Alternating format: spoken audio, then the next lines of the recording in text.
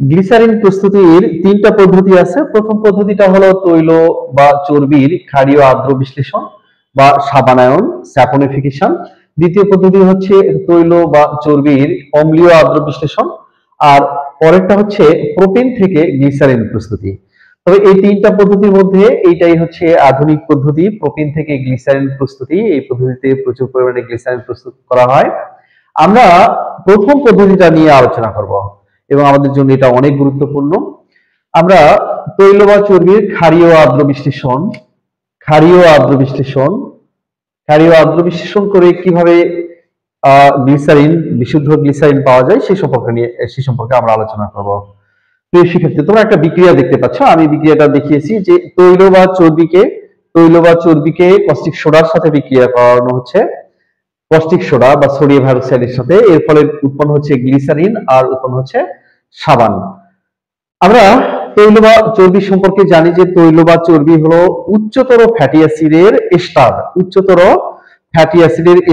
এই উচ্চতর ফ্যাটি অ্যাসিডের এস্টার বা এই তৈল বা চর্বিকে যদি আমরা কস্টিক সোডা সহ আর্দ্র বিশ্লেষণ করি তাহলে আমরা কিন্তু গ্লিসারিন পেয়ে যাব। সাথে উৎপন্ন হবে কি? সাবান উৎপন্ন হবে। এখন এই যে সাবানকে পৃথক করার জন্য আমরা এই যে যে দ্রবণটা পেলাম, দ্যাট মিন্স এই যে গ্লিসারিন ও সাবানের যে মিশ্রণ পেলাম, সেই মিশ্রণে ব্রাইন দ্রবণ যোগ করব।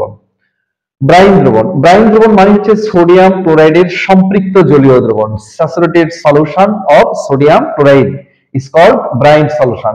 ব্রাইন সলিউশন যখনই আমরা যোগ করব তখন এই যে এই গ্লিসারিন আর সাবানের যে মিশ্রণ থাকবে, সেই মিশ্রণ থেকে সাবান এর কণাগুলো ভেসে উঠবে। এই ভেসে ওঠা সাবান কণাগুলোকে প্রথমে পৃথক করব।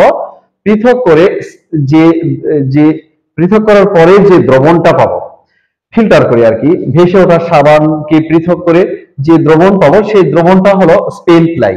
প্রিয় শিক্ষার্থী, এই স্পেন্ট লাই পাওয়া যায় যদি আমরা এই মিশ্রণটাকে এই মিশ্রণে এই যে এই ব্রাইন দ্রবণ যোগ করার পরে সাবানের কণাগুলোকে আলাদা করি।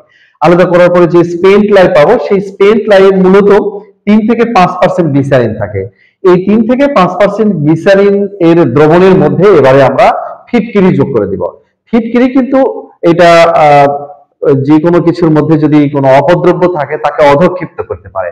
ফিটকিরি দিয়ে তোমরা জানো যে পানিও বিশুদ্ধ করা হয়। পানিতে থাকা যে অপদ্রব্যগুলো সেগুলো কিন্তু সেডিমেন্ট হয়ে যায়, অর্থাৎ তলানি পড়ে।